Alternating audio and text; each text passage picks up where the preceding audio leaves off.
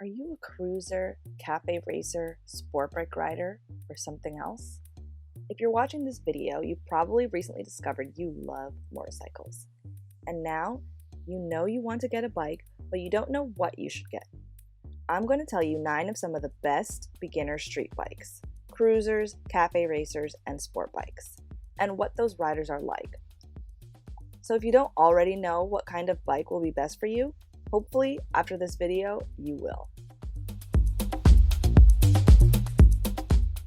When I was first looking into bikes, I didn't know what I wanted, so I looked into everything. I'm narrowing down to a few bikes in each main street category, so you don't have to look at everything. Yes, I'm gonna miss some. Trying to keep this around 10 minutes, people. Let us know in the comments some of your favorites I missed. Okay, let's start with cruisers. Cruiser riders love to ride around town, meet up with friends, and kick back. Or you can find them on a chill ride away from it all. If you haven't figured out yet what kind of rider you are, allow me to describe the cruiser rider that just hasn't gotten their bike yet. Cruiser riders are probably the more responsible of motorcycle riders. They do get way cheaper motorcycle insurance. They enjoy hanging out casually with friends, and there are some really classic things about them, whether it's their style or maybe people that know them would call them an old soul. You just may soon be riding a cruiser. Cruiser seat heights are always low, which makes picking them up or any stationary bike movement so much easier, especially for a noob. Let's start with number 9. Counting down here, people. The Honda Rebel 500. It's Japanese, so you know it'll be reliable. I say the 500 and not the 250 because if you want to ride this on American highways, the 500 can go 0 to 60 just about as fast as other cars on the highway, unlike on the 250. And since it's Japanese made, if anything breaks, which it won't unless you break it because it's Japanese, it'll be really cheap to fix. Number 8. The Harley-Davidson Street 500. Some may want to go with the Sportster 883, but the good thing about the lower cc engine and the smaller weight is it's just going to be that much easier to maneuver when stationary, until you get the more pro skills. Number 7. The Suzuki Savage or S40 Boulevard 650cc. 384 pounds may sound heavy for a bike, but when you're flat footing, and especially if you installed some wide crash guards, where my lady's at, you can pick it up. Trust me, I know.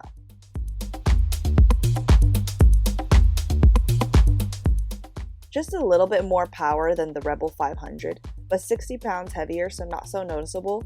You really can't go wrong with either one. Next is cafe racers. These types of riders may be commonly confused with hipsters. They love all things vintage, and they're not afraid to get down and dirty and buy a bike that needs some TLC. They're okay with getting the project bike, the old bike that needs help from time to time, and they want to learn about fixing bikes by having something from old times past. Bringing us to number 6, the Yamaha SR 400. This has been around since 1978, a great decade for beautiful motorcycle design, and it continued to be made with very little changes until 2018. Even in 2018, it still had an old school kickstart and a choke you'll have to pull out to let it warm up on chilly days before riding.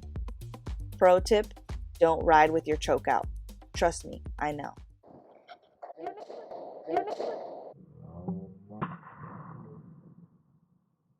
Was that my bike? Yeah. Number 5. The Honda CB400F.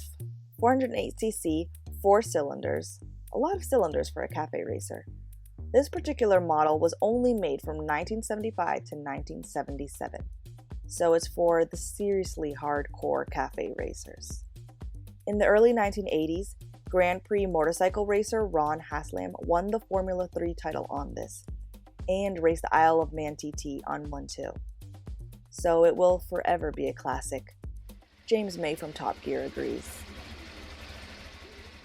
Number 4. the Ducati Scrambler 62. Of course, we have to have a modern version in here, as some people want all the looks of a cafe racer with modern conveniences. At only 400cc, it's the little brother to the 803cc Scrambler icon. This was actually made for Asian, Japanese, and Australian markets, since bikes under 500cc get a big tax break there. But in the USA, we seem to consider this range of cc bikes as beginner or starter bikes. Ducatis and their parts, if something goes wrong, which it will, are not cheap, so just be warned. But it's so pretty, so who cares? Next is sport bikes. These riders may just be the wildest of the three categories for today. Sport bike riders love the maneuverability their bike can give, and they don't care that their butt gets numb and their body hurts after a long ride. Not all people interested in sport bikes feel the need for speed, but everyone who owns a sport bike has discovered the need for speed. If you've never ridden a sport bike before and don't know what I'm talking about, then allow me to describe the sport bike owner personality before they've owned one. Their family and friends would call them a thrill seeker. Maybe they love roller coasters or scary movies, and they're not too shy about breaking some rules here and there.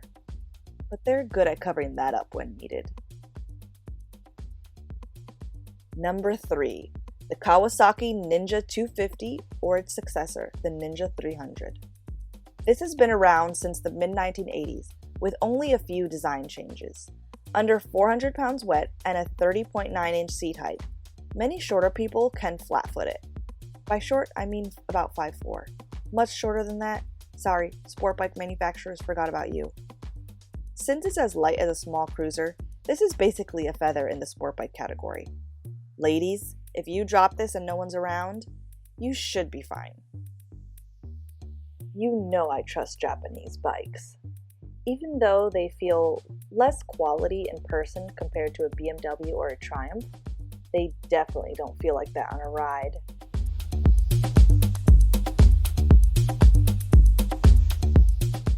Number 2, Honda CB300. This bike is really popular in India. Look how cool they look. And I love that you can find so many of these naked. If you're new to motorcycles, that just means no bearings. Plus, it means if you have to do any basic maintenance stuff like oil changes, no need to remove those fairings. Just get straight to work. Did I mention Japanese bikes are so reliable? Number 1, the ever popular low cc sport bike Yamaha R3 D2. R3. This is one of the lightest, shortest low cc sport bikes, making it feel so nimble and maneuverable, and can even hold its own fairly well at highway speeds, despite its smaller engine. And I know some of you are going to ask, I've never ridden off-road, so I'm not going into that category yet, but my first dirt bike day will be this Sunday. So if you like this video and I learn more about dirt riding, maybe I'll make a video like this for off-road bikes. Okay, bye!